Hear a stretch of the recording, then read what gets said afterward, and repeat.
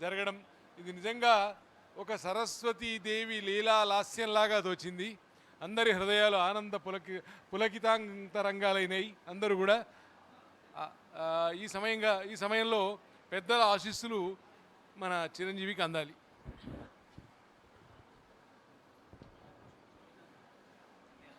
ఒకే ఒక్క మాట చెప్తాను.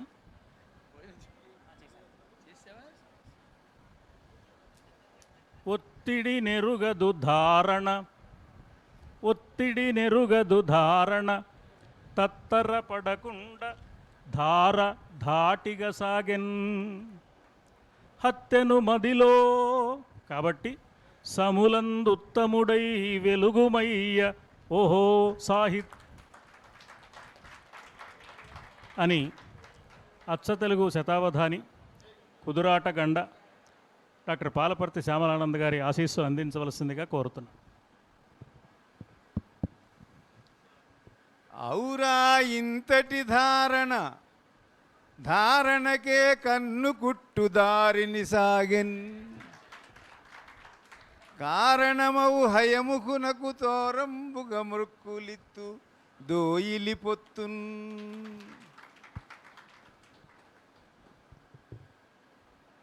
ఒకటి చాలే.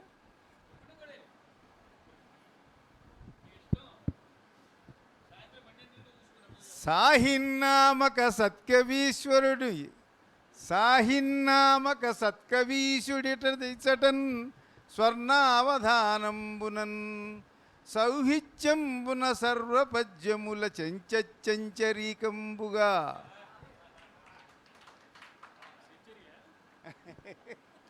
సెంచరీకి వెళ్తుందన్నమాట.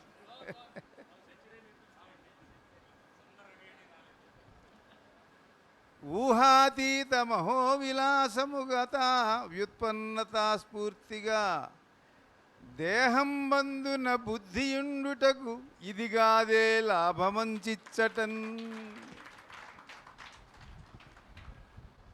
సహస్రావధాని భాస్కర శ్రీ కోట వెంకట లక్ష్మీ నరసింహం గారు.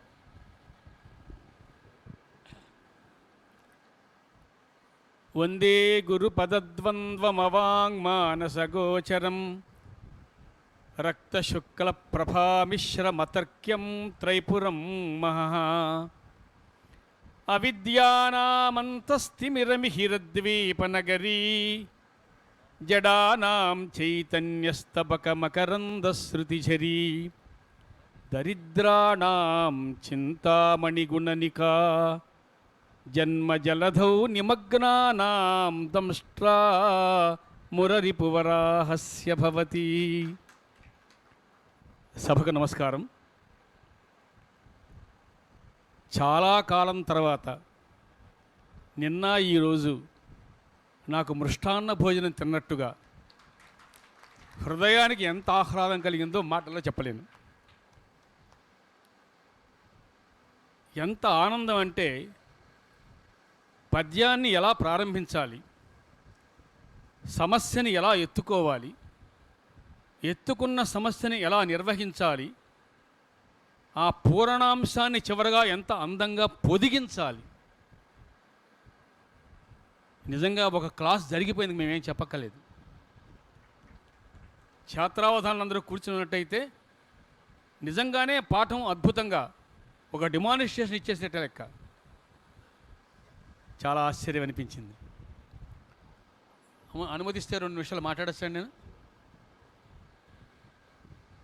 ఓ చిన్న సన్నివేశం గుర్తొచ్చింది, ఏమనుకోకండి. అందరికంటే పెద్దవాడిని నేను. ఒకటి తప్పు మాట్లాడి మీరు ఏమనుకోకూడదు. పెద్దవాళ్ళు తప్పులు దొరుకుతూ ఉంటాయి.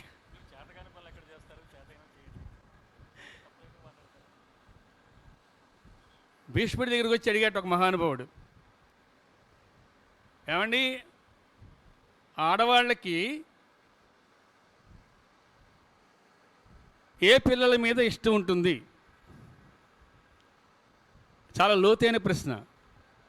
ఎవరిని అడిగారు? భీష్ముడిని అడిగారు. భీష్ముడు ఎవరు? బ్రహ్మచారి. ఆయనకి ఏం తెలుస్తుందండి పాపం. అలాగే ఈ భీష్ముడి మీద అన్ని అటువంటి ప్రశ్నలే. నాకు అది ఆశ్చర్యం. అటువంటి ప్రశ్నలు వస్తే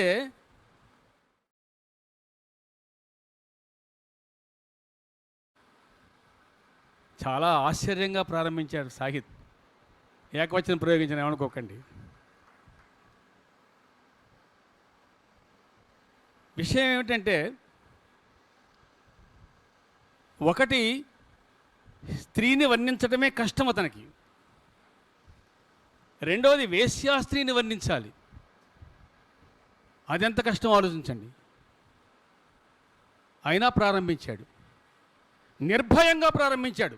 ఏ అవధానాల ప్రారంభించాడు. ఇది నిజం. ప్రారంభ పదమే హడిలిపోయేట్లు ఉంది. ఆ పదం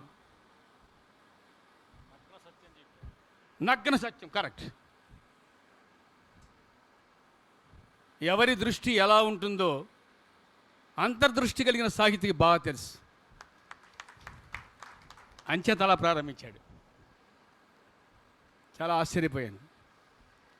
తర్వాత ఇంకో మాట, అతనికున్న పరిజ్ఞానం మామూలుగా లేదు. ఆ పద్యాన్ని ప్రారంభించిన వెంటనే మేమందరం విస్తుపోయి చూస్తుంటే నాకైతే కంగారే వచ్చింది. కాళ్ళు వణికాయి. ఎలా ప్రారంభిస్తాడు, దీన్ని ఎలా ముగిస్తాడు, ఏమిట్రా బాబు అని. అయితే అందరూ మంచివాళ్ళు కాబట్టి, పెద్దవాళ్ళు కాబట్టి అలాగే ప్రారంభించాలని వాళ్ళకు కూడా తెలుసు కాబట్టి వాళ్ళు ప్రారంభించలేకపోయినా ప్రారంభించినటువంటి సాహిత్యం మాత్రం చాలా ఆశ్చర్యంగా అభినందించారు. చాలా సున్నితమైన అంశం అది. అయితే ఆ పద్యాన్ని ప్రారంభిస్తూ అతను చేసిన ఒక దుస్సాహసం ఏమిటంటే, దానికి సంబంధించిన గజల్లో ఒకటి చెప్పాడు. నాలాంటి ఊరుకోరు కదా, కాపీ కొట్టావా అన్నాను నేను. నాలాంటి వాళ్ళు ఉంటారు సభలో. వెంటనే అతను అన్నాడు, నేను కాపీ కొట్టలేదండి, ప్రేరణ పొందాను అన్నాడు. అప్పుడు నేనేమవ్వాలి? అంటే అతనికి సంస్కృత సాహిత్యంలో ఎంత పట్టు ఉందో మనకు అర్థమైంది. తెలుగు పద్యాన్ని ఎలా చేసేయగలడో మనకు తెలిసిపోయింది. అంతటితో పాటుగా ఉర్దూ సాహిత్యం మీద కూడా చాలా లోతైన పాండిత్యం ఉందనే విషయం తెలిసింది. అది సినిమా పాటలు కావచ్చు, గజల్స్ కావచ్చు, మరొకటి కావచ్చు. అయినా ఎప్పుడో ఎక్కడో విన్న పాటను గుర్తుపెట్టుకుని అందులో భావాన్ని జాగ్రత్తగా స్వీకరించి అందులో ఏమాత్రము మాలిన్యం అంటకుండా తన కవిత్వంతో స్నానం చేయించి ఆ వేసిని పతివ్రత చేసి నిలబెట్టాడు ఇక్కడ. అవునో కాదో ఆలోచించండి. కొన్ని శబ్దాలు చాలా విచిత్రమైన శబ్దాలు. సహజంగా ఒక పదప్రయోగం పూర్వకవిది చేయడానికే అయ్యో కాపీ కొట్టాడు అంటారేమో భయం. అలా కాకుండా కొత్త కొత్త పదాలను తయారు చేసుకోవటం కోసం దాన్నే ప్రజ్ఞ అంటారు. నిజంగానే ఇందాక చెప్పిన మాట ఏంటి, గోత్రజ అండి, గ్రావజ. గోత్రం అన్నా గ్రావం అన్నా ఒకటే కదా అర్థం. అంటే పర్వత పుత్రిక అని అర్థం అన్నమాట. గ్రావజ అనే మాట కొత్తగా పుట్టించడానికి అతను పురుడు పోసాడు ఆ శబ్దానికి. అది విషయం. శైలజ అందరూ అంటారు. తర్వాత రుక్మపట అనే మాట, అరే ఎంత ఆశ్చర్యం అండి ఇది. మనం అందరం ఏదో బంగారు వస్త్రం ధరించిన వాడు కృష్ణుడు అంటే తప్ప రుక్మపట అనగలమా? అనగలమేమో కాళ్ళు పరదము పద్యం రాస్తే, కానీ అవధానంలో మాత్రం ఎవరు అనలేరు. మీరేమనుకోకండి, చాలా అవధానాలు చూసి నేను మాట్లాడుతున్నాను. మా శర్మగారి కోపం రావచ్చు, మీ దర్శనం శర్మగారి నా మీద. నేను చాలా అవధానాలు చేశాను, చూశాను కూడా. ఇంత మడిగట్టుకున్న అవధానం మాత్రం నేను ఎక్కడ చూడలేదు.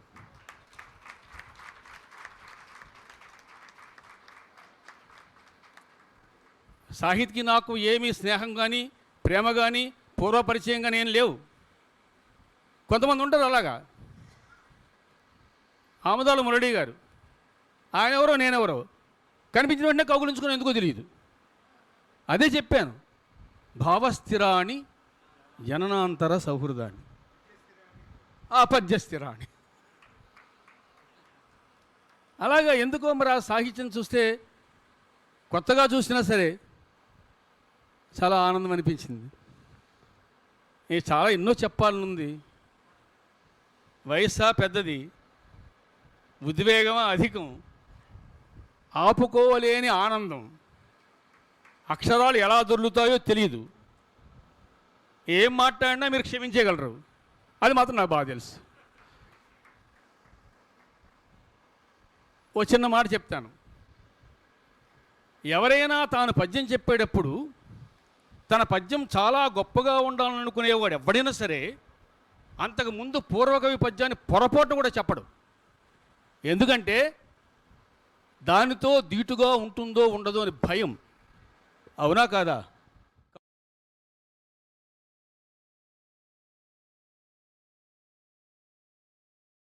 ముందే ఓ పద్యం చెప్పి దాని గురించి పూర్వకవుడు రాసిన పద్యం చెప్పాడు. అది కాక ఆ నృసింహావతారంలో ఎన్ని పద్యాలు చదివేశాడండి. ఆ హయగ్రీవుడి గురించి ఎన్ని పద్యాలు చెప్పేశాడండి. నారాయణుని ఎలా చెప్పేశాడండి. ఏంటి ఎక్కడుంది నీ పాండిత్యం? నువ్వు చూస్తే పెట్టంత ఉన్నావు, నీ బుర్ర ఎంత ఉందో నాకు అర్థం కావట్లేదు. ఆ పాండిత్యం ఎంత ఉందో నాకు తెలియట్లేదు. ఇవన్నీ పొగడ్తలా నిజమైన మాటలా? ఆలోచించండి.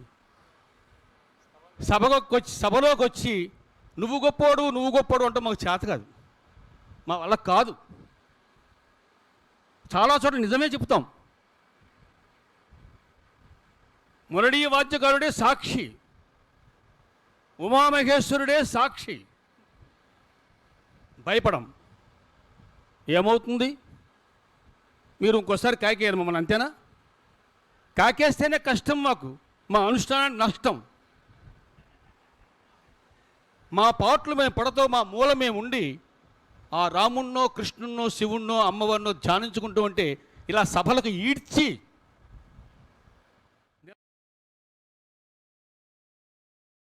వాళ్ళకి కాదు. అటువంటి దుస్థితి లేకుండా ఉన్న మాట ఉన్నట్టుగా మాట్లాడే అవకాశం మా శ్రీమనారాయణ గారు మంచి సౌందర్యం చేస్తారు. నాన్న ఉద్రేకం తగ్గించుకోవాలి. ఆయన నాకు కూడా సంచాలకుడే, నాకే కాదు మనందరికీ సంచాలకుడే ఆయన. అంతే. ఇలా ఎన్ని మాటలు చెప్పమంటారండి. మా స్వామీజీ ఒక మాట మాకు చెప్పారు, తత్వవేదానంద స్వామి గారు. రే అబ్బాయి, ప్రతిరోజు సూర్యోదయం అయిన వెంటనే సూర్యుడికి దండం పెట్టుకోరా అన్నాడు ఆయన. ఎందుకు అని అడుగుతాం కదా సహజంగాను. ఏమంటే ఎక్కువ చెప్పట్లేదు శర్మ గారు, మీకు ఏమైనా కోపంగా చూసినట్టు అనిపిస్తుంది? చల్లగా చూడండి ప్లీజ్. ఎందుకు అని అడిగితే ఆరోగ్యం భాస్కరాది ఇచ్చేత్ అన్నాడు ఆయన. ఓహో అన్నాను నేను. అప్పుడు ఆ మాట చెప్పాడు ఆయన. మనందరం ఏ రోజుకు ఆ రోజు గడుస్తుంది అనుకుంటున్నాం, కానీ అబ్బాయి మన ప్రాణంలో కొంచెం కొంచెం ముక్క తీసుకెళ్ళిపోతాడు రా సూర్యుడు. సూర్యుడికి ఎందుకు దండం పెట్టాలంటే, నీకు ఎక్కువ కాలం బతుకుండా తలుచుకున్నాను అనుకో, అప్పుడు కోసే ముక్క చిన్నగా కోయడం కోసం దండం పెట్టుకుని అబ్బాయి అన్నాడు. దీన్ని బట్టి ఏమర్థమైంది? వేదం, ఉపనిషత్తు, శాస్త్రం ఎందుకు సూర్యుడికి దండం పెట్టమందంటే 10 కాలాల పాటు సూర్యుడిని జోక్పశ్యం అనే మాట ఉంది కదండి. ఆ సూర్యుడిని చూడాలి అంటే ఆయన మన ప్రాణాన్ని కొద్ది కొద్దిగా కోయాలి తప్ప తప్పుడు పనులు చేస్తే ఎక్కువ ఇలా విరిచేస్తాడనమాట. అలా విరవకుండా ఉండటం కోసం సూర్యుని నమస్కారం చేయాలి. ఆ అంశాన్ని ఆ పద్యంలో పెట్టాడు మా సాగి. ఆయుష్యం పోతోందనే మాట. ఎక్కడది ఈ మాట? ఎక్కడ ఈ అవధానం? ఎక్కడ ఈ స్ఫురణ? ఎక్కడ ఈ ఏర్పాటు? ఎక్కడికి సంయోజన? చాలా ఆశ్చర్యం వేస్తుంది. ఇలా ఎంత చెప్పినా మళ్ళీ ఇంకో అవధానం అంత అవుతుంది. మీరు తిట్టకుండా నేను దిగడం చాలా మంచిది.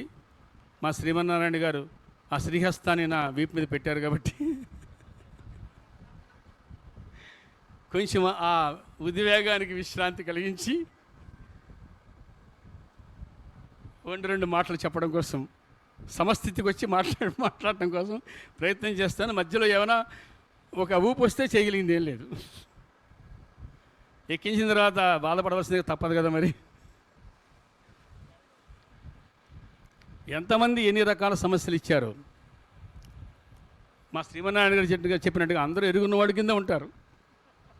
అక్కడ మాత్రం బద్ధశత్రువులు. అయ్యో కుర్రాడేమో చిన్నాడేమో అని చూడరు.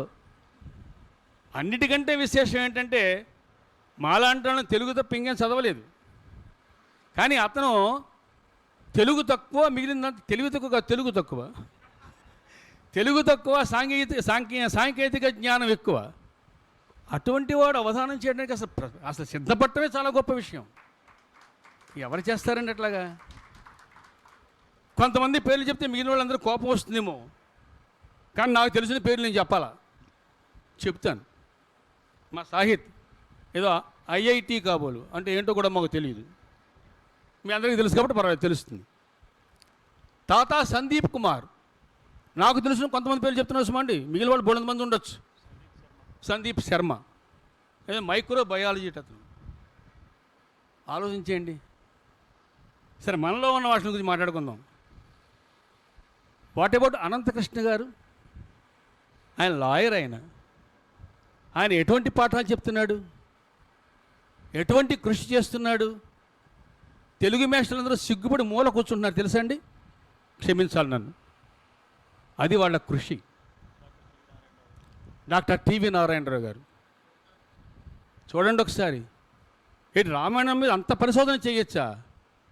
మీరు నమ్మండి, ఆ హాస్పిటల్ ఇసుక వేస్తే రాలదంటారే అంతమంది జనం. ఎప్పుడు వైద్యం చేస్తాడు, ఎప్పుడు రామాయణం చదువుతాడు, ఎప్పుడు ఈ రూపకాల్లో పాల్గొంటాడు, ఎప్పుడు ప్రిపేర్ అవుతాడు, ఎప్పుడు వైద్యం చేస్తాడు, ఎప్పుడు కోతలకు వస్తాడు తెలియదే మాకు. ఇంకా ఆశ్చర్యం, ఇక్కడే మన దగ్గర కొన్ని పుస్తకాలు ఉన్నాయి, అచ్చంగా తెలుగు ప్రచురణ. ఆయన పేరు బాలాంతర వెంకటరమణ గారు. ఆయన వృత్తి ఏమిటి, ఆయన చదువు ఏమిటి, ఆయన రచించిన పుస్తకాలు ఏమిటి ఒకసారి చూడండి. నిజంగానే మాబోటి తెలుగు పండితులందరికీ కూడా ఆ మూల నుంచి ఈ మూల దాకా ఆముక్తమాలి చదవాలంటే 5-6 సంవత్సరాలు పడుతుంది. కానీ ఆముక్తమాలి ఎస్సెన్స్ అంతా తీసి కొన్ని పేజీల్లోనే మొత్తం చెప్పేసి మనందరం కూడా ఆముక్తమాలి చదివేశాం, అందులో స్నానం చేసేసాం అనేటువంటి స్థితిని కల్పించి 15 పుస్తకాల దాకా రాసేసాడు మహానుభావుడు.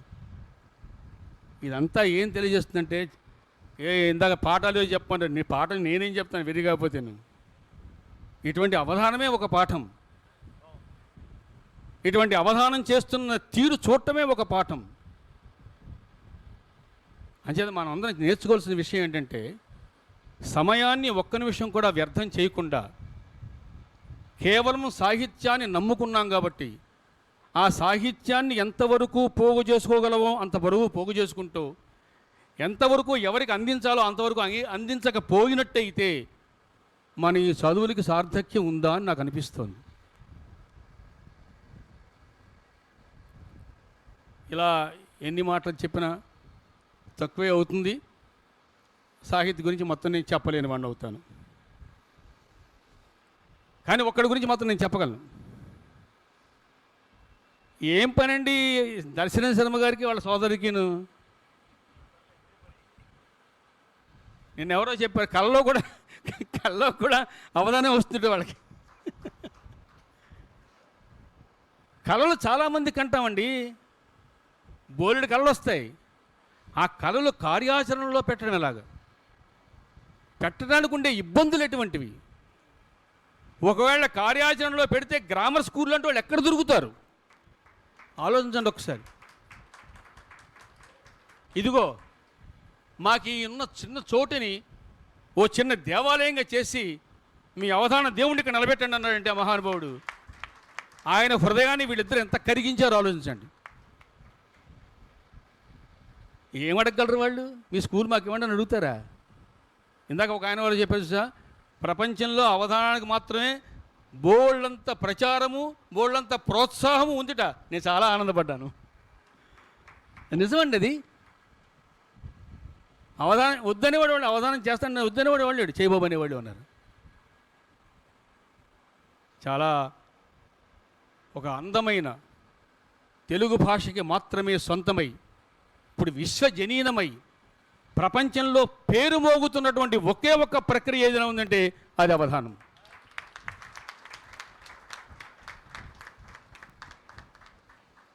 ఆ అవధానాన్ని మలినము కాకుండా నిర్మలంగా నిర్వహించడం ఏదైతే ఉండదో అది గొప్ప యజ్ఞం.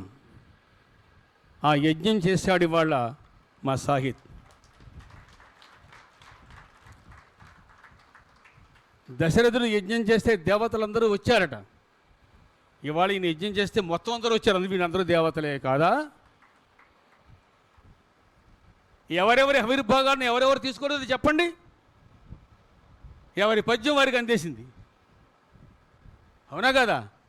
ఆఖరికి అప్రస్తుత ప్రసంగంతో సహా మా అందరికంటే ఎక్కువ పొట్ట పెంచాడు ఆయన. ఎందుకంటే బోల్డ్ సమాధానాలు పొందాడు కాబట్టి. ఆయన అక్కడ చూడకూడదు పొట్ట, కడుపులో గుండెల్లో ఉంటుంది ఇంకో పొట్ట. గురుగారు ఇక్కడ ఉంటుందో పొట్ట, ఆ పొట్ట వేరు, అది మనకు కనిపించేది కాదు. 5 కుర్చీలు, 7 మల్లె పూలెత్తులాగా 7 కుర్చీలు ఎత్తు మా అప్రస్తుత ప్రసంగికుడు. ఒక మాట అంటాను, పద్యం చూసే చదువుతాను. చూసి చదువుతున్నాడు అనుకోకండి, నేను చూసి కూడా చదవగలను. నేను పద్యం చూసి కూడా చదవగలను. సరస కవిత్వ సంగతుల సారమెరింగిన భవ్యమూర్తులై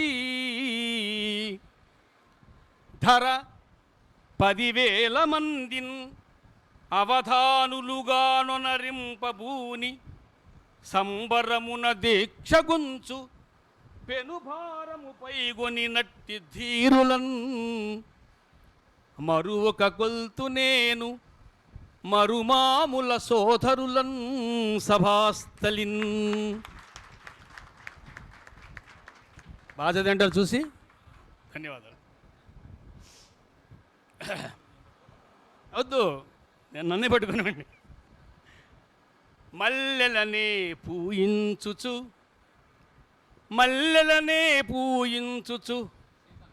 ఉల్లములన్ చల్లబరచి ఓహో అనగా సల్లాపమాడు మద్గురు మల్లా ప్రగ్గడను నేను మరి గొల్తున్. కుదరదలాగా ఒకసారి మాట అన్న తర్వాత మడమ తిప్పం.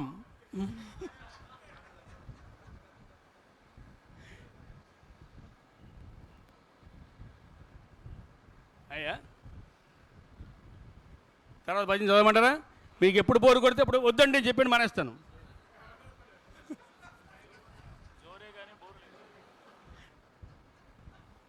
హాసము తగ్గలేదు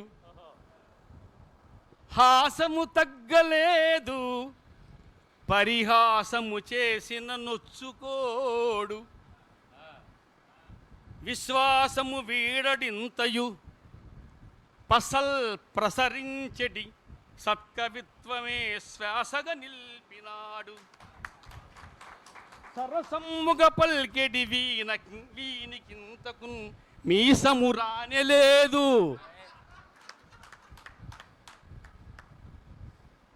వీనికింతకు మీసము రానేలేదు సరిమీరిన వీనిని కాంచినారహో.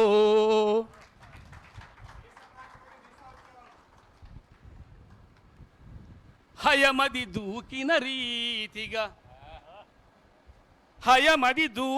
రీతిగా ప్రియమారగ ఈ వధాన రీతిని గణన్ విస్మయమది కల్గెను సాహిత్ ప్రియ సోదరా నీకు జయములే సమకూరున్.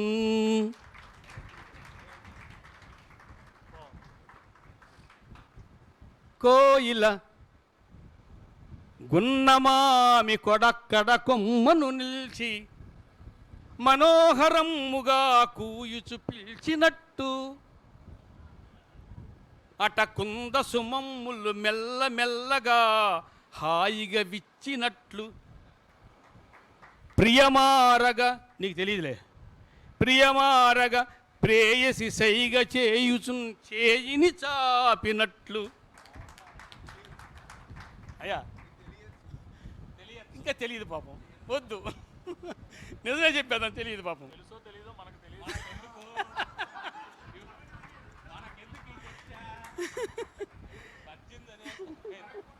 ప్రియమారగా ప్రేయసి సైగ చేయుచున్ చేయిని చాపినట్టు విరచించితివి వివధానము ఇచ్చటన్.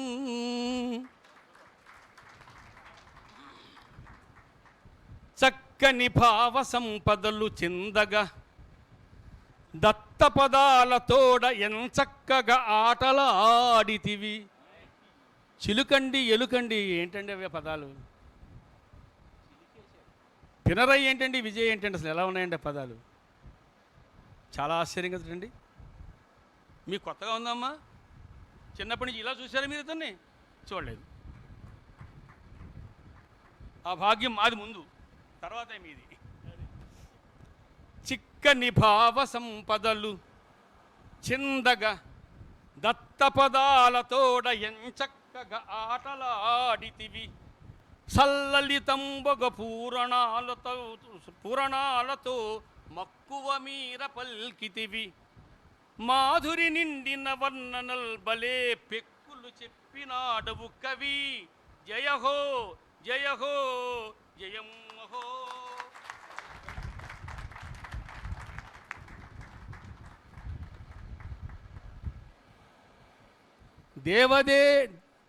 దేవకీదేవికి దివ్యమౌ ప్రణవంబు హస్తాన నిలిచినట్టరుగువాడు. ఆ యశోదావికై ఆదృతితో చేరి అమ్మా అటంచు పల్కాడువాడు. అమ్మా మన్ను తినంగనే శిశువునో ఆ కొంటినో అమ్మాయించు పల్కాడువాడు. గోపికావలి నెల్ల గోముగా మురిపించి పరతత్వమందించు ప్రాజ్ఞుడెవడు. గోముగా మాట్లాడితే ఉంటాడు, చెప్పిందంతా పరతత్వం అన్నమాట. రాధికాదేవితో సాధికారముగా అద్వైతమైనట్టి ఆఢ్యుడెవడు. రాధికాదేవితో సాధికారముగా అద్వైతమందిన ఆఢ్యుడెవడు.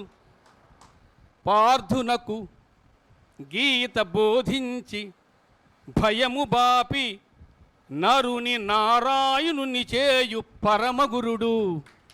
నరుని నారాయణుని చేయు పరమగురుడు. సోదరుండైన సాహిత్ విశుద్ధ కవికి, మళ్ళీ అది సోదరుండైన సాహిద్ విశుద్ధ కవికి జయములందించు నెవ్వేళ ప్రియముతోడా. జై హో. నమస్తే.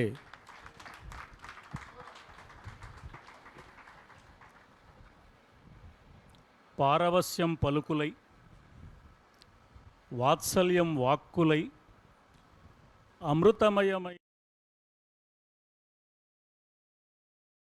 ఆశీర్వచనాన్ని అందించారు శ్రీ కోట వెంకట లక్ష్మీ నరసింహం గారు.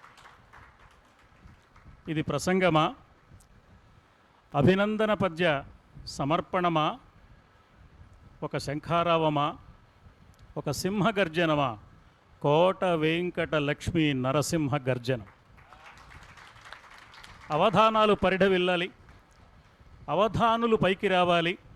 కానీ ఆ అవధానం నిర్దిష్టమైన లక్ష్యానికి అనుగుణంగా నిర్దుష్టంగా మాత్రమే నడవాలన్న గుండె చప్పుడు ఈ ప్రసంగంగా మారింది. కోట వెంకట లక్ష్మీ నరసింహం గారికి వ్యక్తిగతంగాను పరిషత్ పక్షాన కూడా కృతజ్ఞతలు తెలియచేస్తూ, అనంతరం శ్రీ నారాయణం బాలసుబ్రహ్మణ్యం గారు, వారిని గురించి ఒక్క మాట చెప్పాలి. వారు ఎంత బాగా మాట్లాడతారో అంత క్లుప్తంగా కూడా మాట్లాడగలరు.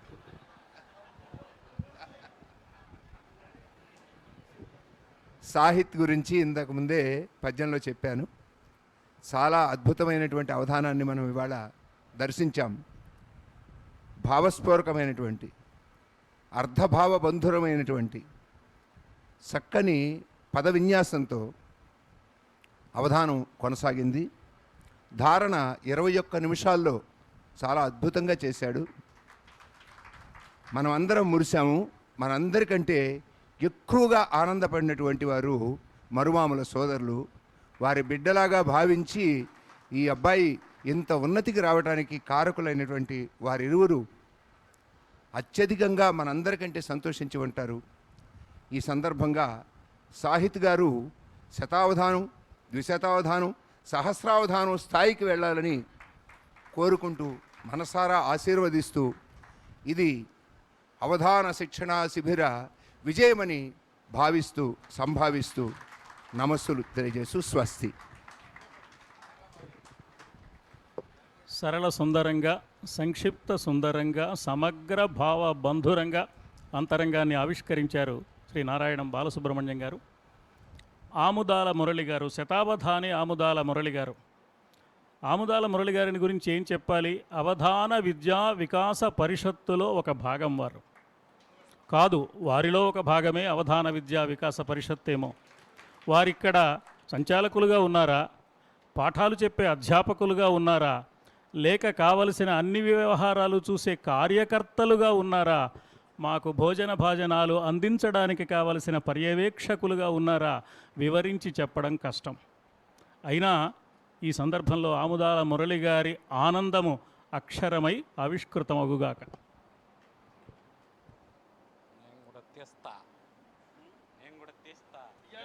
జనాలు లేక తోస్తా.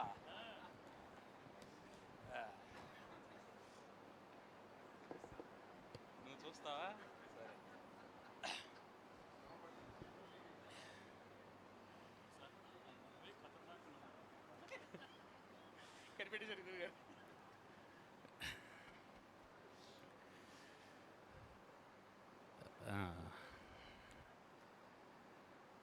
నా ఆనందము మిన్నుముట్టినది, నానాటన్ మహోత్సాహివై అని అంటూ నేను శతావధానం చేసిన తర్వాత ఆ అవధానానికి రాలేకపోయినటువంటి మా గురువుగారు పద్మశ్రీ ఆశావాది ప్రకాశ్రావు గారు ఒక పద్యం పంపించారు. మా పరిస్థితి కూడా అదే. ఎందుకు అంటే ఈ మధ్య తిరుపతిలో మేము ఒక భువన విజయం చేశాం. ఆ భువన విజయానికి వచ్చినటువంటి ఒక యూనివర్సిటీ ప్రొఫెసర్ గారు భువన విజయం అయిపోయిన తర్వాత ఏమన్నారంటే, అవధానాలకి ఇంకేమి లేదండి, భవిష్యత్తు లేదు, ఉన్నదంతా భువన విజయాలకే అని అన్నారు. అదేంటి సార్ అట్లా అంటున్నారు? మేము అవధాన విద్యా వికాస పరిషత్తు పెట్టి ఇది చేస్తున్నాము అని అంటే, అవన్నీ మక్కలో పుట్టి పొబ్బలో పోయేటువంటి మాకు తెలియదా ఏంటి, ఎన్ని చూసి ఉంటాం మేము, నా వయసు 82 ఏళ్ళు అని అన్నాడు ఆయన. బహుశా ఆయనకి దర్శనం లింక్ అంది ఉండదు. ఆయన దర్శనం సుదర్శనం కాదని మాస్టర్ చెప్తున్నారు. ఒకవేళ చూసుంటే ఆయన క్షమాపణలు అడిగి తన మాటను వెనక్కి తీసుకొని ఉండేవారు, చేయించుండేవారు. అటువంటి అవధానం ఇందాక మన మాస్టర్ చెప్పినట్టు అలా నిర్దేశిత లక్ష్యం వైపుకు నిర్దుష్టంగా వెళ్ళాలి అని ఏ మాట అయితే అన్నారో అంత నిర్దుష్టమైనటువంటి అవధానాన్ని మా సాహిత్ చేయడం మాకందరికీ ఆనందంగా ఉంది. ఎక్కడో ఒక సందర్భంలో మధుర భారతి మల్లాప్రగడ శ్రీమన్నారాయణ గారు ప్రసంగిస్తూ ఒక మాట చెప్పారు. విశ్వనాథ వారు రాశారట, శ్రీరామచంద్రమూర్తికి పట్టాభిషేకం చేసి నెత్తిన కిరీటం పెడుతూ ఉంటే వశిష్ఠ మహర్షి అయోధ్యలో ఉండేటువంటి ప్రజలందరూ ఒక్కసారి తలదడిని చూసుకున్నారట, మన్నెత్తినే కిరీటం పెడుతున్నారా అని. ఇప్పుడు మా పరిస్థితి కూడా అలాగే ఉంది. కోటవారు పొగుడుతూ ఉంటే సాహిత్యను పొగుడుతున్నట్టు మాకేం అనిపించలేదు, మమ్మల్నే పొగుడుతూ ఉన్నట్టుంది, మేమే పొంగిపోతూ ఉన్నాం, మా శరీరమే పులకలింతలు పుడుతూ ఉంది.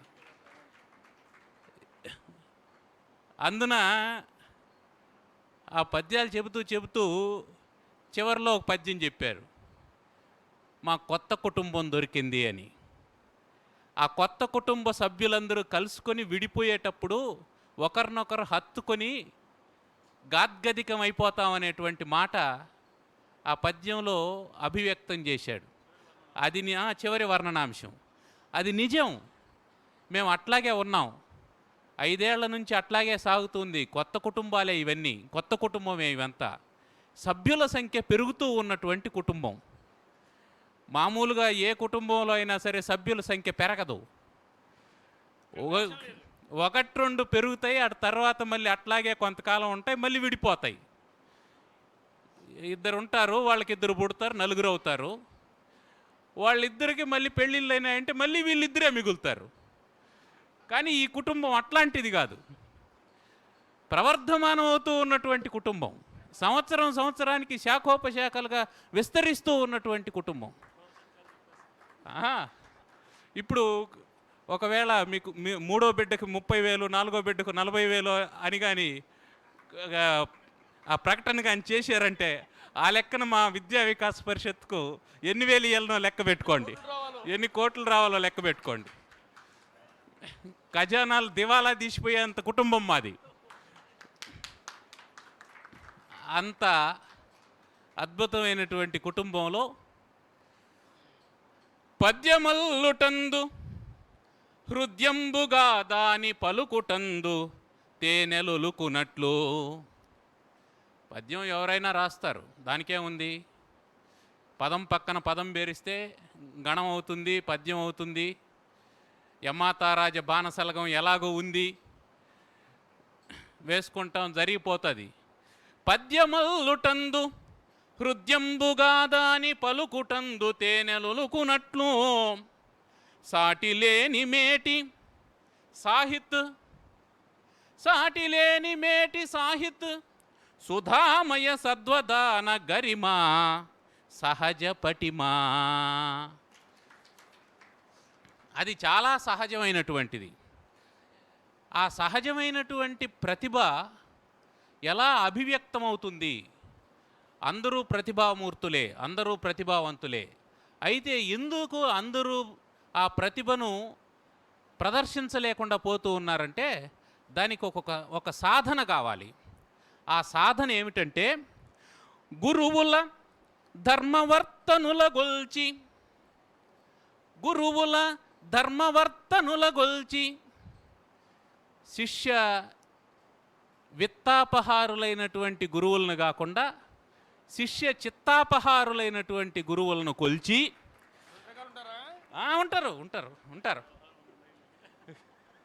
ఉంటారు లేకేంటి, చూస్తున్నాంగా. గురువుల ధర్మవర్తనుల గొల్చి గడించిన పద్య విద్యకున్మురువులు గూర్చి. నువ్వేమి నేర్చుకుంటావో దాన్ని అలాగే ఇచ్చేసామంటే నీ ప్రమేయం ఏముంది, నీ ప్రతిభ ఏముంది?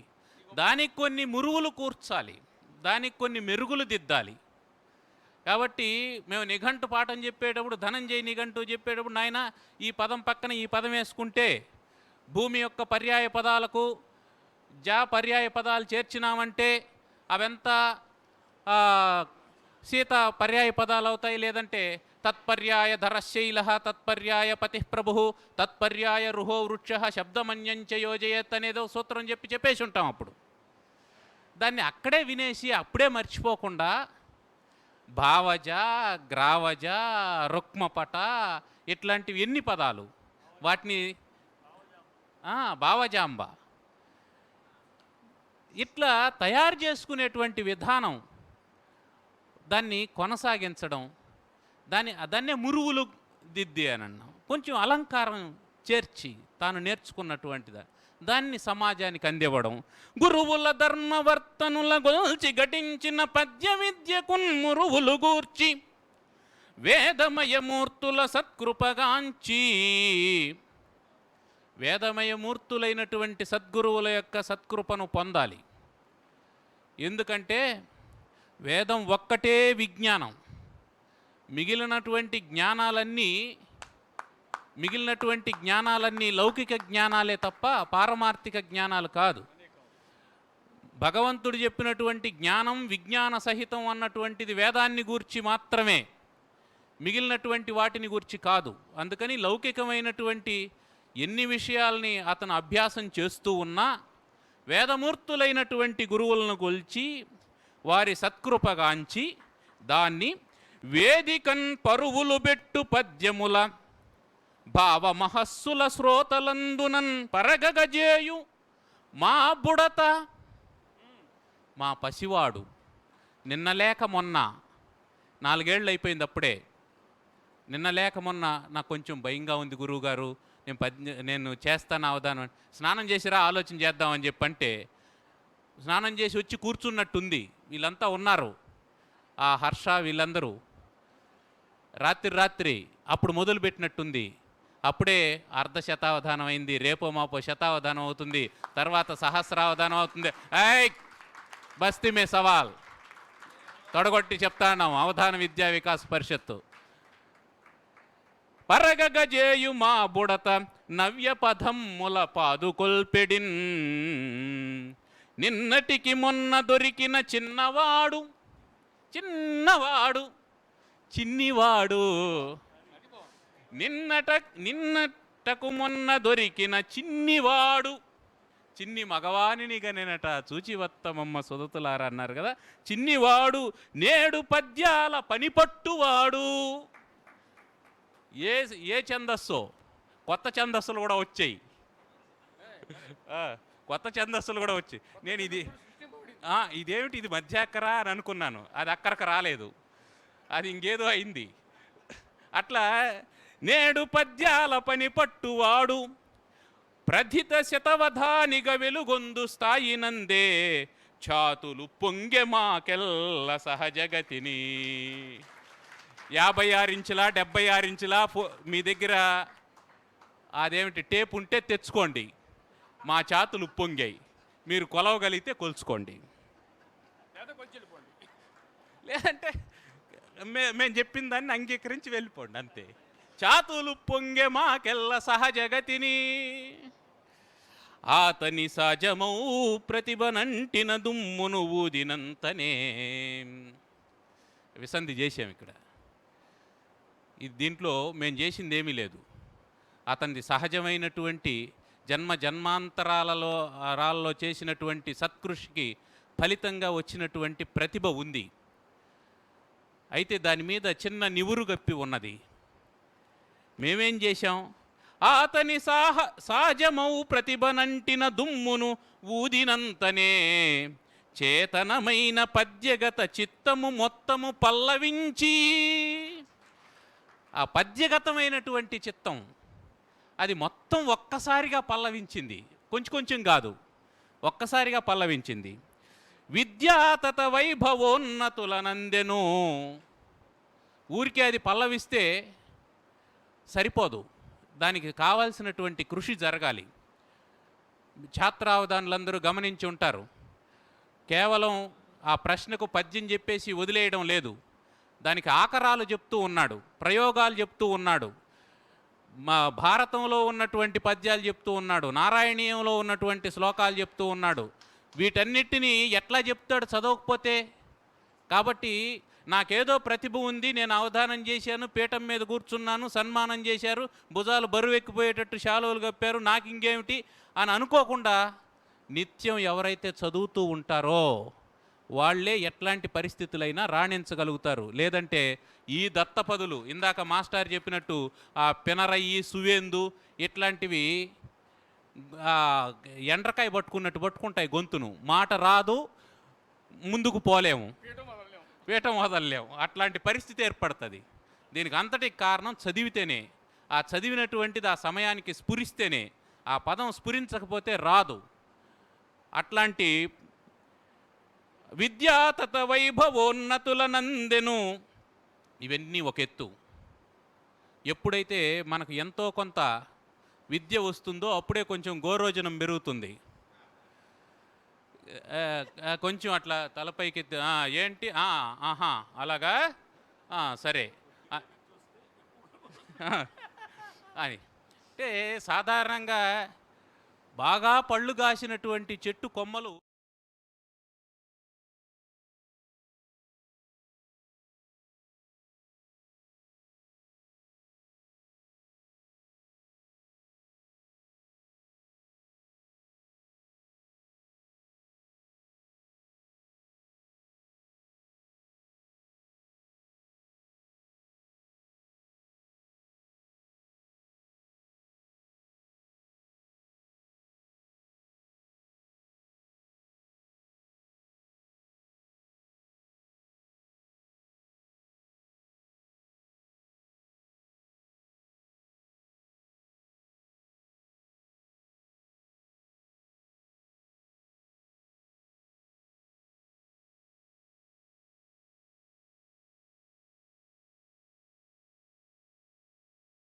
ఏమైనటువంటి సద్గుణ సంపత్తి కలిగినటువంటి వాడు సాహితు.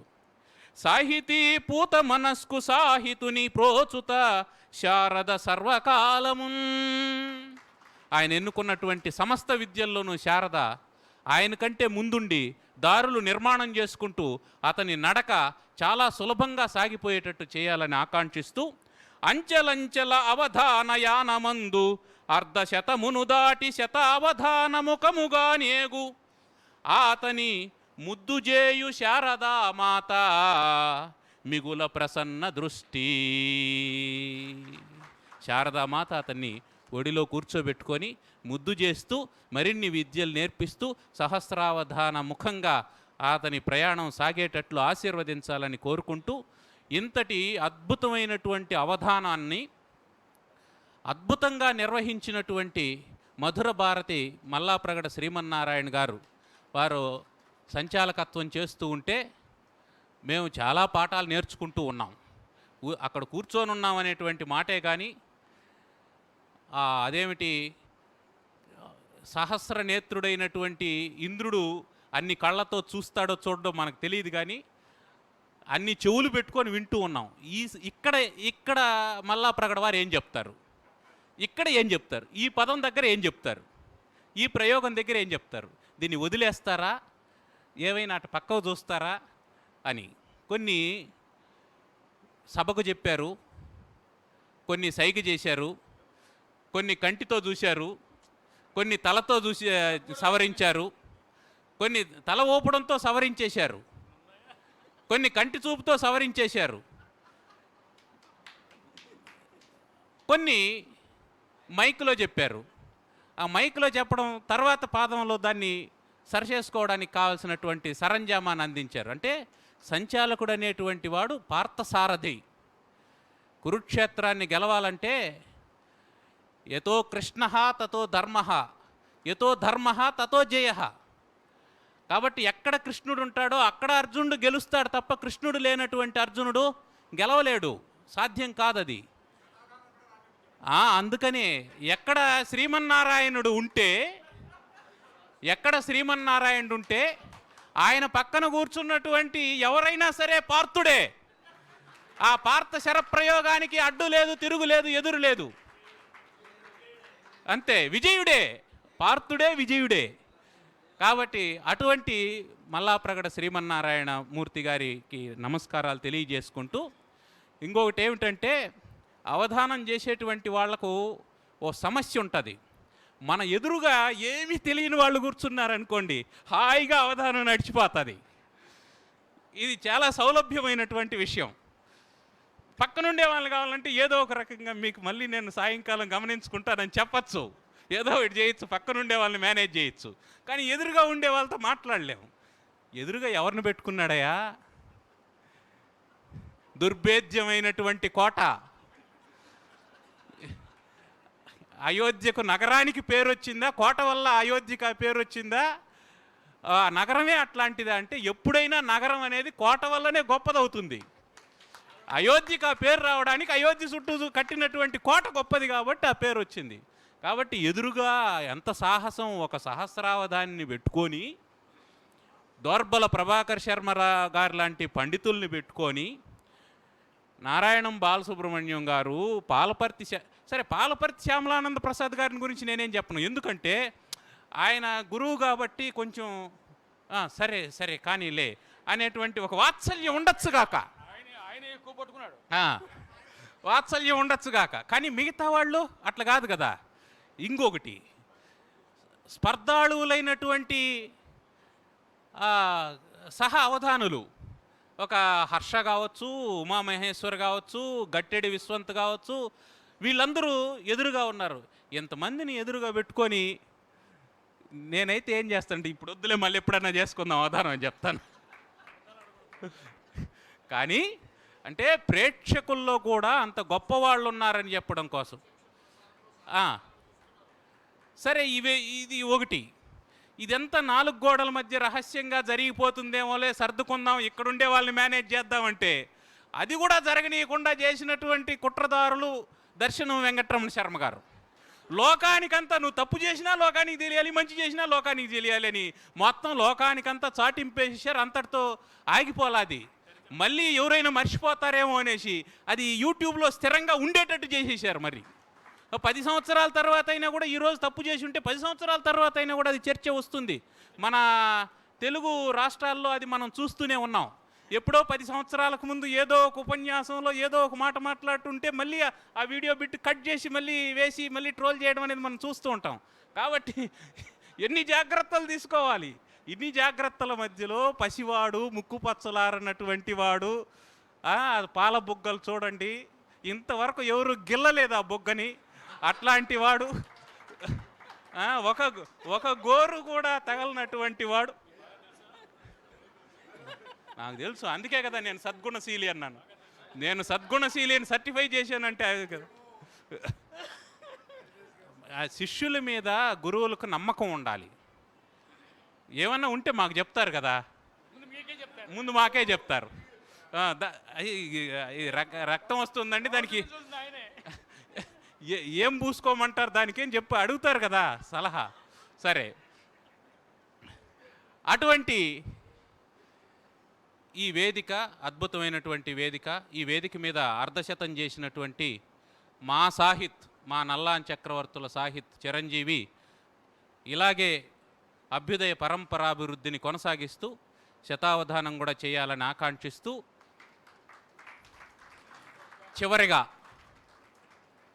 చివరిగా మనం శ్రీకృష్ణుణ్ణి పూజిస్తాం, శ్రీరాముణ్ణి పూజిస్తాం. వాళ్ళు అవతార పురుషులు కాబట్టి. కానీ ఎప్పుడైనా మనం దేవకి వసుదేవులకు దేవాలయం కట్టామా, కౌసల్య దశరథులకు దేవాలయం కట్టామా, వాళ్ళకి ఎప్పుడైనా మనం ఒక అష్టోత్తరం చదివామా, వాళ్ళకి నమస్కారం చదివామా? కారణం ఎందుకంటే వాళ్ళనేమి మనం అనాల్సినటువంటి అవసరం లేదు, వాళ్ళ గురించి ఏం మాట్లాడాల్సిన పని లేదు. వాళ్ళు ఎప్పుడు ఆనందంగా ఉంటారంటే పుత్రోత్సాహము తండ్రికి పుత్రుడు జన్మించినప్పుడే పుట్టదు. వాళ్ళ గురించి మనం ఏం మాట్లాడాల్సిన పని లేదు. ఎందుకంటే వాళ్ళ గురించి ఏం మాట్లాడినా మన ఉద్వేగం వాళ్ళ ఉద్వేగం పొంగి పొర్లిపోతాయి. అందుకని ఏం మాట్లాడకూడదు. వాళ్ళకు కూడా నమస్కారం తెలియజేస్తూ సెలవు. ధన్యవాదాలు. మహాభారతాన్ని గురించి ఓ మాట మనందరికీ తెలిసిన మాట ఉంది. యదిహాస్తి తదన్యత్ర ఎన్నేహాస్తి తతత్ క్వచిత్ అని మా ఆముదాల మురళి గారి ప్రసంగంలో అటువంటి విషయాలు అన్నీ వచ్చాయి, క్రమంగా వచ్చాయి, చక్కని పద్ధతిలో వెలువడ్డాయి. ఒక తోటమాలి ఒక చిన్న మొక్క నాటితే అది పువ్వు పూస్తే పులకించిపోతాడు.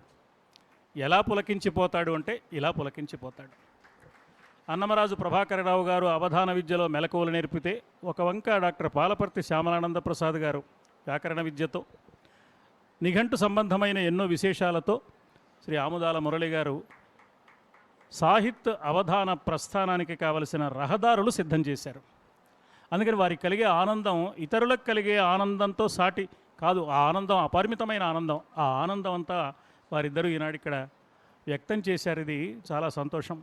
నాకు అనిపిస్తున్నది అవధాన వికాస విద్యా పరిషత్ చరిత్రలో ఇది ఒక సువర్ణాధ్యాయం. స్వర్ణావధానం చేసిన ఈ సమయంలో ఈరోజు స్వర్ణాక్షరాలతో ఆ చరిత్రలో రాసుకోదగిన రోజు. మరి అలాంటి రోజున ఇలాంటి సుముహూర్తంలో ఇంతమంది విద్వన్మూర్తుల సమక్షంలో సాహిత్య మనస్సు ఏమంటున్నది ఒక్కసారి పలకరిద్దామా? ఆ గుండె చప్పుడు విందామా?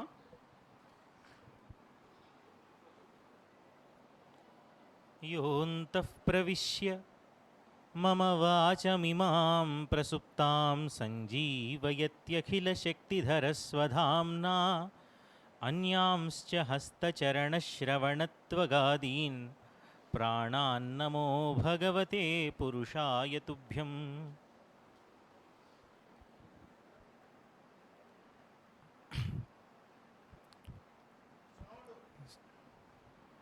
సాధారణంగా అందరూ కూర్చొని సరదాగా మాట్లాడుకునే సమయంలో వేరు, కానీ ఇలాంటి వేదికల మీద మాట్లాడడం నిజంగా నాకు చాలా కష్టంగా అనిపిస్తుంటుంది. పైగా ఇటువంటి ఉద్విగ్నమైనటువంటి ఒక సమయంలో మాట్లాడమని ఆ, వారు ఆదేశించడం, అదే కాకుండా మాట్లాడాలని ఉన్నా కూడా మాటలు రాకపోవడం రెండూ జరుగుతున్నాయి. ఒకటి ఏంటంటే ని- చాలాసార్లు నిత్యము కూడా తల్లిదండ్రులు, గురువులు తీర్చినటువంటి వాడే వీడు, వాళ్ళు లేకపోతే వాళ్ళ యొక్క ప్రోత్సాహం కానీ వాళ్ళ యొక్క బోధన కానీ లేకపోతే వీడెంత మాత్రమూ లేడు అన్నది స్పష్టంగా తెలుస్తుంటుంది. అటువంటి పరిస్థితి మళ్ళీ ఇప్పుడు కనిపిస్తుంది. అవధాన విద్యా వికాస పరిషత్ అనేది నా జీవితంలో ఒక చాలా గొప్ప మైలురాయి.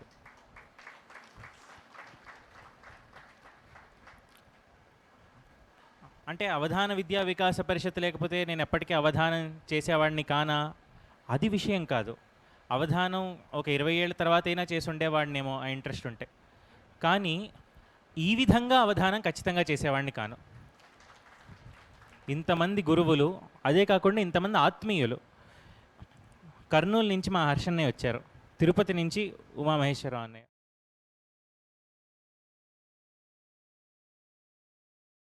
హైగ్రీవుడు, సుబ్రహ్మణ్యుడు, వీళ్ళందరూ కూడా ఎంతో ఆత్మీయంగా అక్కడ 2 రోజులు కూర్చొని, అప్పుడప్పుడు కొందరు తూలుతున్నారు కూడా పాపం నిద్ర లేక, కానీ అలాగే కూర్చొని, అంటే నిద్ర లేకో నా కవిత్వంలో తెలియదు కానీ తూలడం అయితే చూశాను, కానీ కూర్చొని వాళ్ళు చెప్తున్నటువంటి అన్ని రాసుకొని అక్కడి నుంచి ప్రోత్సాహాన్ని అందిస్తూ, ఎంత మంచి పద్యం చెప్పినా కూడా కొన్నిసార్లు ప్రేక్షకులు స్పందించరు. అలాంటప్పుడు ఉత్సాహం నీరు కారిపోతుంది, నిజంగా ఏమీ తోచవు. కానీ మహాపండితులైన వాళ్ళు రసజ్ఞులై ఉండడం చాలా అరుదు కూడా. 2 విషయాలు. అటువంటి వారు కోటవారు, పాలపర్తి వారు, మురళి గారు అక్కడ పక్క నుంచి వారు చూస్తున్నారు, ఎదురుగా కాకుండా. అందరూ కూడా ముందు కూర్చొని వావా అని ఒక మాట అంటే నిజంగా 1000 ఏనుగుల బలం వచ్చినట్టుగా ప్రతి మాటకి అనిపించింది నాకు.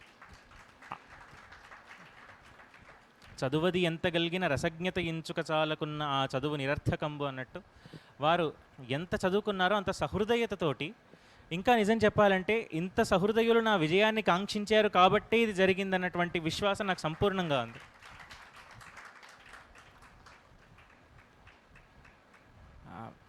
తర్వాత మా అమ్మ నాన్న అక్కడుండి, అమ్మ అయితే అమ్మవారిని గురువుగారిని అక్కడ చూసి ఎప్పుడూ దానిలాగా నామస్మరణ చేస్తోంది, వీడు విజయం సాధించాలి అన్నటువంటి దృష్టితో. నాన్నగారు కూడా మనసులో అలా ఉన్నారు. గురువులు ఈ ప్రదర్శన చూసి వారు నేర్పిన విద్య సార్థకమైందని భావిస్తే నా విద్య నాకు అంతకంటే సార్థకత లేదు అని నా భావన.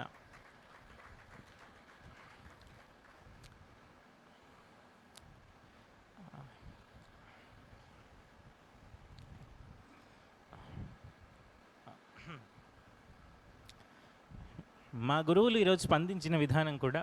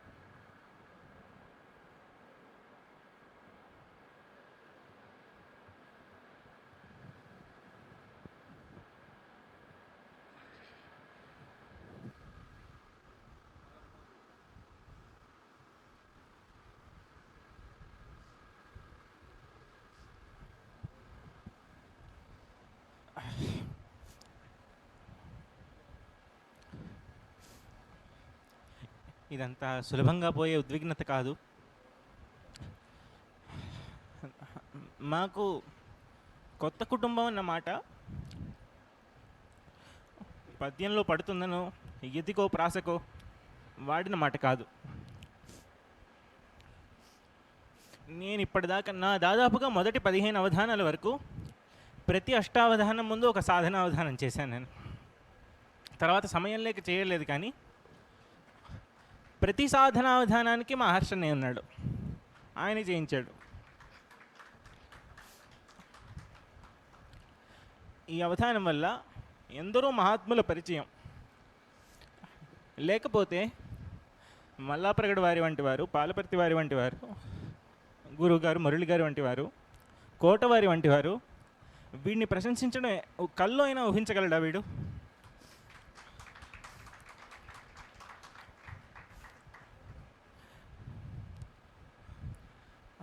తర్వాత నాకు పద్యాన్ని నేర్పించి, నేను పద్యాలు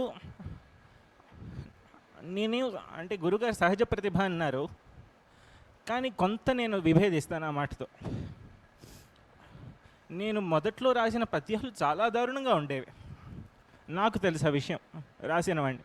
అందుకనే ఎవరైనా ప్రారంభంలో పద్యం రాస్తుంటే కొన్నిసార్లు విన్నాను, అది కూడా ఏం పద్యమే, అది పద్యం ఏం కాదు అన్నట్టుగా అంటుంటారు. సరే, ఇప్పుడు మొదలుపెట్టాడు కదా, ఎప్పటికో నేర్చుకుంటాడు. ఇప్పుడు గణాలు నాకు గుర్తండి, నేను గణాలు నింపి ఒక గణం సరిపోకపోతే మా తాతగారి దగ్గరికి వెళ్ళి, తాతగారు ఆట వెలుదిలో ఒక గణం సరిపోలేదు, దీని పద్యం అనొచ్చా అని అడిగిన రోజులు ఉన్నాయి. తర్వాత అర్థం లేని పద్యాలు రాశాను. అలాగా రాస్తున్నాను, ఎందుకు రాసినానంటే అది ఒక పిచ్చి అంతే. అలాంటి సమయంలో నా చేయి పట్టుకొని దిద్దించి, నాన్న ఇలా రాయకూడదు, ఉత్తు తర్వాత ఎడాగమం వేయకూడదు, ఇది దుష్ట సమాసం, ఇది సరైన సమాసం, ఇలా వాడాలి, ఇలా వాడకూడదు, ఈ పద్యానికి ఒక శైలి ఉంటుంది అని నేర్పించిన గురువుగారు ప్రభాకర్ రావు గారు.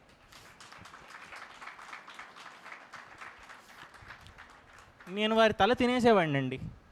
ఫోన్ చేసిన ప్రతిసారి గంటకి తక్కువ మాట్లాడలేదు, గంటకి ఏనాడు తక్కువగా మాట్లాడలేదు. పాపం వారు చాలాసార్లు ఆఫీస్ నుంచి పని చేసుకొచ్చి అలసిపోయిన తర్వాత ప్రతిరోజు ఫోన్ చేస్తుంటే, నాన్న ఇలా ప్రతిరోజు అంటే కొంచెం ఇబ్బంది అవుతుంది, మనం నువ్వు ప్రతిరోజు నాకు పద్యాలు పంపించు, మనం శనివారం రోజు ఆదివారం రోజు మాట్లాడుకుందాం, నాకు సెలవులు కదా అని అన్నారు. అలాగే నేర్పించారు నాకు ఫోన్ మీద. నేను ఎప్పుడు ఫోన్ చేసి అడిగినా కూడా, తాతగారు ఈరోజు పాఠం కుదురుతుందా అని అంటే, నేను డ్రైవింగ్లో ఉన్నా కూడా నాకు పాఠం చెప్పారు పాలపర్తి వారు. వారు ప్రసంగం చేసి ఇంటికి వచ్చి భోజనం చేయకపోయినా కూడా, గురువుగారు నేను ఈరోజు అభ్యాసం చేద్దాం అనుకుంటున్నాను అనగానే గురువుగారు మురళి గారు వెంటనే వీడియో కాల్లోకి వచ్చి నాకు పాఠం చెప్పారు. ఇంత సహృదులైన గురువులు. దత్తాత్రేయ శర్మ గారు ఇంత చేసి కూడా ఆ చివరి కూర్చున్నారు, ఇక్కడ కూర్చోలేదు వారు.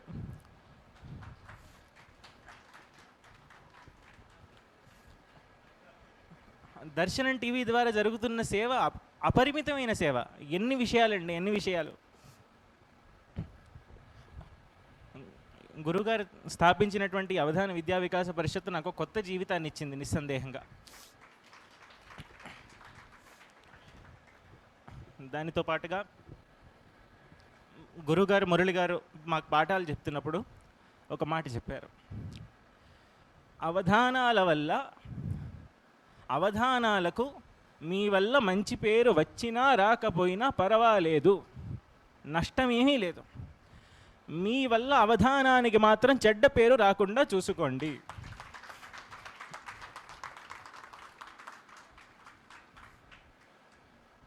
సాధ్యమైనంత ఆ మాట పాటించే ప్రయత్నం చేస్తున్నాము. నిజం చెప్పాలంటే, నిజంగా చెప్తున్నాను, ఇది వేదిక మీద వినయ ప్రదర్శన కోసం ఎంత మాత్రమో కాదు. నా మనస్సులో అవధానానికి సంబంధించి ఎటువంటి ఆశయాలు లేవు. నేను శతావధానిని కావాలనో సహస్రావధానిని కావాలనో నాకెంత మాత్రమూ లేదు. అయితే భగవత్కృప వల్ల అదృష్టమే అంతే. అయితే మాత్రం భగవత్కృప చేత సంపూర్ణంగా దాని శిరస్సు మీద దాని ప్రసాదంగా స్వీకరిస్తాను. అటువంటి సమయంలో స్వర్ణావధానం చెయ్యాలి, చేస్తావా అని చెప్పి దత్తాత్రేయ శర్మ గారు ఫోన్ చేశారు. దండిభొట్ల దత్తాత్రేయ శర్మ గారు. దీనికి కర్తలు గురువుగారు అయితే, దత్తాత్రేయ శర్మ గారు అయితే కారయిత ప్రేరకులు వారు. చేస్తానంగానే గురువుగారిని అడిగి నాన్న చేయమని చెప్పి గురువులు ప్రోత్సహించారు. ఈరోజు జరిగింది. ఇంతమంది ఆత్మీయుల యొక్క ప్రేమతో ఇంకొకటి నేను మర్చిపోకూడదు. నాకు ఈ అవధానం వల్ల ఇక్కడొక కుటుంబం, అవధానుల కుటుంబం కూడా ఒకటి లభించింది. నన్ను నిజంగా తమ్ముడిగా తాత సందీప్ శర్మ అన్నయ్య, లలితాదిత్య అన్నయ్య ఎంత ప్రేమగా చూస్తారంటే, నేను వాళ్ళ నుంచి నేర్చుకుంది చాలా ఉంది. వాళ్ళ నుంచి ఎన్నో విషయాలు నేర్చుకున్నాను. ఆధ్యాత్మికమైన విషయాలు, లౌకికమైన విషయాలు, ఎలా ప్రవర్తించాలి, ఎలా ప్రవర్తించకూడదు. మా గురువులు విద్యతో పాటు మాకు సంస్కారం నేర్పారు. అది నేను ఖచ్చితంగా చెప్పగలను. ఇప్పటికీ ఏ సభలో అయినా నేను ఏదైనా తప్పుగా మాట్లాడినా, పద్యం చెప్పినా వెంటనే నాకు ఖచ్చితంగా మా గురువులు ఎవరో ఒకరి దగ్గర నుంచి ఫోన్ వస్తుంది. నాన్న ఇలా అన్నావు, అలా అనకూడదు, ఇలా చెప్పాలి, అలా చెప్పకూడదు అని చెప్పి. కాబట్టి ఇటువంటి గురువులు దొరికినటువంటి నా జీవితం ధన్యమైందిగా భావిస్తూ, అదే కాకుండా ఇంతమంది సోదరులు లభించినటువంటి నేను నిజంగా ధన్యుడిని నేను భావిస్తూ, చివరి రోజు భరత్ శర్మ శతావధానం కూడా ఉంది. అది కూడా చాలా దిగ్విజయంగా చేస్తాడు, చాలా సమర్థుడు. జరగాలని మనఃపూర్వకంగా కోరుకుంటూ, ఈ వారం రోజుల పాటు మీ అవధాన విద్యార్థులందరూ కూడా నేను కోరుకునేది ఏంటంటే, గురువులు చెప్పినటువంటి పాఠాన్ని రెప్పపాటు వేయకుండా వినే ప్రయత్నం చేయండి. ఇలాంటి అవకాశం మళ్ళీ రాదు. మాకు ఆ వారం రోజులు మేము ఉన్నటువంటి మొదటి శిబిరం, మేము రాత్రులు ఏ రోజు పడుకోలేదు. 1-2 గంటలు, రాత్రి 2 గంటల వరకు కూర్చొని అవధానాలు చేయడం, మాట్లాడుకోవడం, పద్యాలు తప్ప మాకు ఇంకొక మాట తెలియదు అప్పుడు. కాబట్టి మీ అందరూ కూడా ఒక కొత్త కుటుంబాన్ని పొందుతారని, అవధాన విద్యా వికాస పరిషత్ కుటుంబంలోకి మీ అందరికీ స్వాగతం అని తెలియజేస్తూ, గురువుగారు దత్తాత్రేయ శర్మ గారి రుణాన్ని నేను ఎప్పటికీ తీర్చుకోలేను నా జీవితంలో. వారి పాదపద్మాలకు నమస్కారం తెలియజేసుకుంటూ సెలవు తీసుకుంటున్నాను.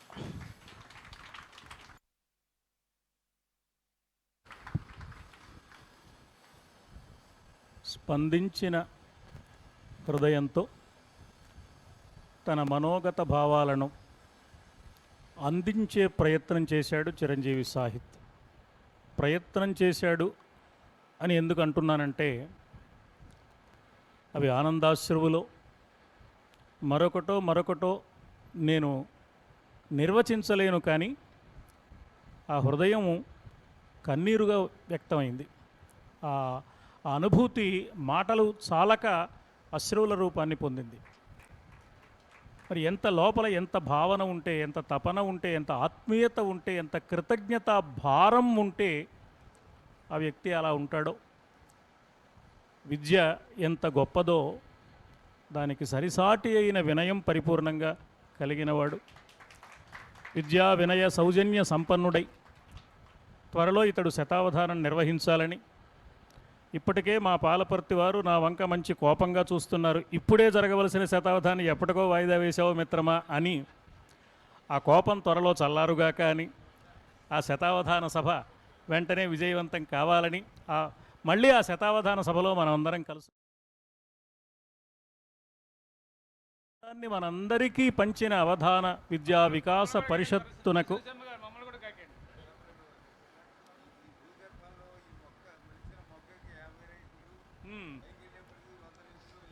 అది తర్వాత సహస్రదళ పద్మం అవుతుంది. బాగుంది అది. మరి పాలపర్తి వారు సంకల్పం ఆశీర్వచనంగా భావిస్తూ, వారి ఆశీర్వచనం ప్రభావంతో అతి త్వరలో భాగ్యనగరంలో శతావధానం జరుగుతుంది. భాగ్యనగర భాగ్యమని అంటున్నారు మా దర్శనం శర్మ గారు. వెంటనే అనంతర కార్యక్రమాన్ని మాటలు ఎన్ని చెప్పినా మాటల కంటే చేతలు గొప్పవి. ఆ చేతలు ఇప్పుడు దర్శనం వారు, అవధాన విద్యా వికాస పరిషత్ వారు మనకు చూపిస్తారు. సత్కారం చేస్తామంటున్నారు.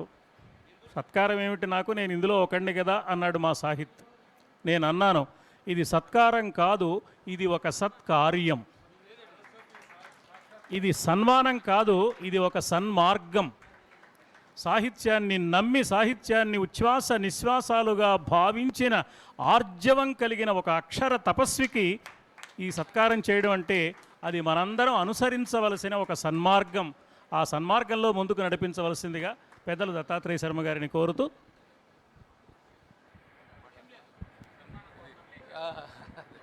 ఇది సన్మానం కాదు, సరస్వతి సాక్షాత్కారం. నిజంగా ఈ సభలో జరిగింది అత్యద్భుతమైన, ఇది ఒక అద్భుతమైన పాఠం. ఒక కొత్త కుటుంబంలోకి మళ్ళీ రాబోతున్నటువంటి తరానికి కూడా ఇది ఒక అద్భుతమైన పాఠమైంది. ఈ స్వర్ణావధానం జరగడానికి నన్ను గిల్లిన మా దత్తాత్రేయకు ముందు అభినందనలు. మా మనసులో ఆయనతో శతావధానం చేయించాలని ఉంది, కానీ ముందు స్వర్ణావధానం చేయమని రెచ్చగొట్టినవాడు ఆయన. నేను ఇందాక మీరు అంటుంటే ప్రకటిద్దాం అనుకున్నా, ఇక్కడ రెచ్చగొట్టి మాతో అర్ధ శతావధానం చేయించాడు. విజయవాడకు వచ్చి మేము శతావధానం చేయిస్తామని చెప్పి, సరే మా తమ్ముడు భాగ్యం నెరవేనాడు, ఎట్లయినా సరే అది భాగ్యమా? మీరు ఎప్పుడు పాలపర్తి వారిని చూడాలి. ఇప్పుడు సాహిత్ లాంటి ఒక జన్మగత ప్రతిభావంతుడికి ఇటువంటి ఒక వేదిక దొరకడం ఒక అదృష్టం. నేను ముందే మొదటి ఉపన్యాసంలో మొదటి రోజున నిన్న చెప్పిన మాట ఏమిటంటే, అవధానులను మేము తయారు చేయలేం, కానీ అవధానులకు ఒక వేదిక మాత్రం మేము కల్పించగలం. ఆ పని మేము చేస్తున్నాం. మా ఆమదాల మురళి గారు అన్నట్టుగా నివురు ఉంటే దాన్ని తొలగించి, ఉఫ్ఫను ఊది తొలగించి అద్భుతాన్ని చేయగలం. అంతే తప్ప ప్రతిభావంతుడైనటువంటి జన్మతః ప్రతిభావంతుడు, ప్రతిభతో పాటు ఎంత సంస్కారవంతుడో మీరు ఈ సభలో గమనించారు. ఇందరు పెద్దల మన్ననలు పొందడానికి ఈ పాలబుగ్గల పసివాడు ఎందుకింత ప్రేమాస్పదుడైనాడో మీ అందరికీ అర్థమై ఉంటుంది ఈ మీటింగ్, ఈ సభ ద్వారా. తర్వాత అవధాన విద్యా వికాస పరిషత్తు అదొక చిన్న, అంటే గంగోత్రిలాగా ప్రారంభమైంది. ఒక రకంగా చెప్పాలంటే గంగోత్రిలాగా 2022లో ప్రారంభమైంది. ఆ గంగోత్రిలో మొట్టమొదటి చలమ మా సాహిత్ అయితే ఒక మహానదిగా మారుతున్న స్థితి ఇవాళ కనిపించింది ఈ 4-5 ఏళ్లలోని సరోవరంలో. అందుకనే మేము దీన్ని దృష్టిలో పెట్టుకొని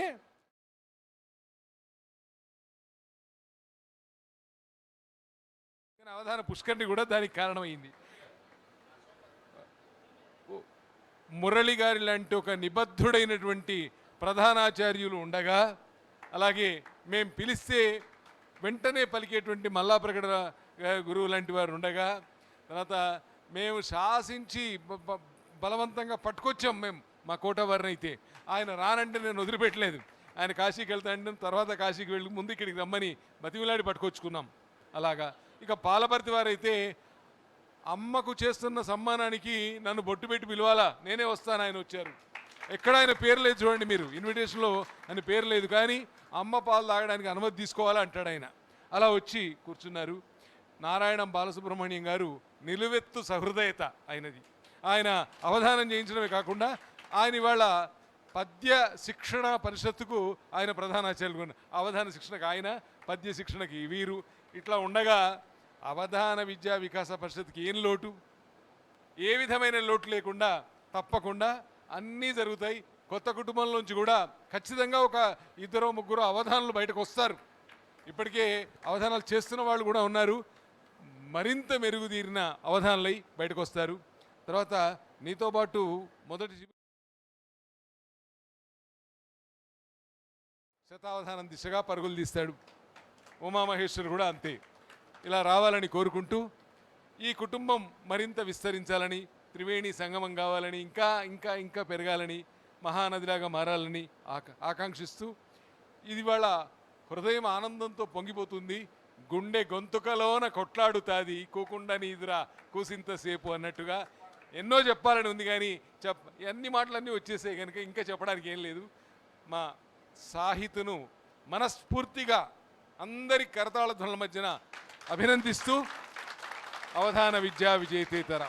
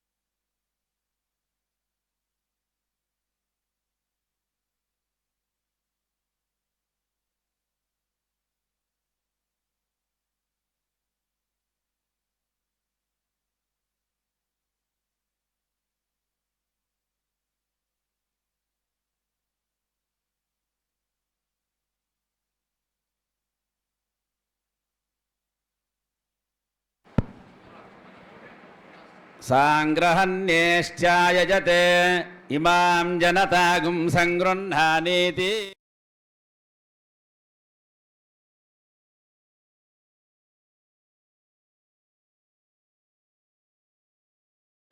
మౌంజీ భవతి ఊర్జే ముంజాః ఊర్జమేవావరుంధే. చిత్తా నక్షత్రం భవతి చిత్రం వా ఏతత్కర్మ యదశ్వమేధः సమృద్ధ్యై. శతమానం భవతి శతాయుః పురుషः శతేంద్రియ ఆయుష్యేవేంద్రియే ప్రతితిష్ఠతి. స్వస్తి మంత్రార్థా సఫలా సంతు వేదోక్తం పరిపూర్ణాయుష్యాభివృద్ధిరస్తు. క్షిప్రమేవ శతావధానీ భవ.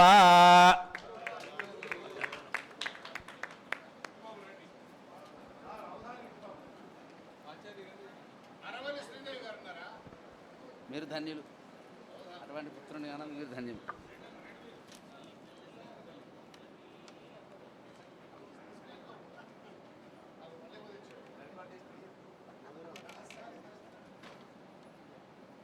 వేడికలు తీస్తున్నారు.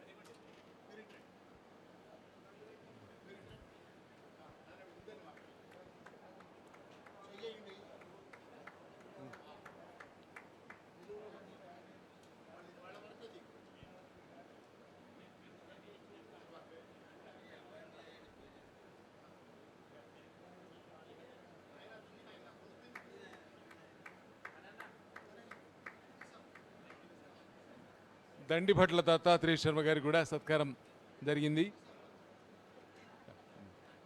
ఇప్పుడు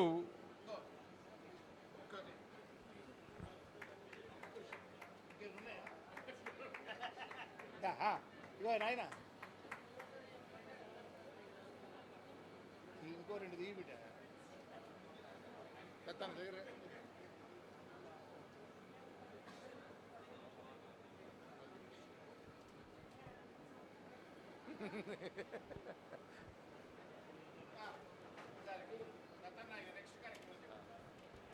ఇప్పుడు టీ విరామం. అది అయిన తర్వాత వెంటనే వరంగల్ నుంచి విచ్చేసినటువంటి శ్రీహర్ష గారి అష్టావధానం ఇవాళ ఉంటుంది సాయంత్రం 6 గంటల నుంచి. ఆ లోపల ఆమ్దాల మురళి గారు అందరినీ విద్యార్థులందరినీ కూర్చునిబెట్టి, పద్య విద్యార్థుల్ని అలాగే అవధాన విద్యార్థుల్ని కూర్చునిబెట్టి వారికి కొన్ని సూచనలు చేసి ఒక తరగతి తీసుకుంటారు ఆమ్దాల మురళి గారు. ఆమ్దాల మురళి గారు, నారాయణ బాలసుబ్రహ్మణ్యం గారు ఇద్దరు ఉంటారు. పిల్లలందరినీ టీ దాగి వచ్చి మళ్ళీ ఇక్కడ కూర్చోండి. 6 నుంచి 8 దాకా శ్రీహర్ష గారి అవధానం ఉంటుంది. అవధానం సిద్ధంగా ఉండండి.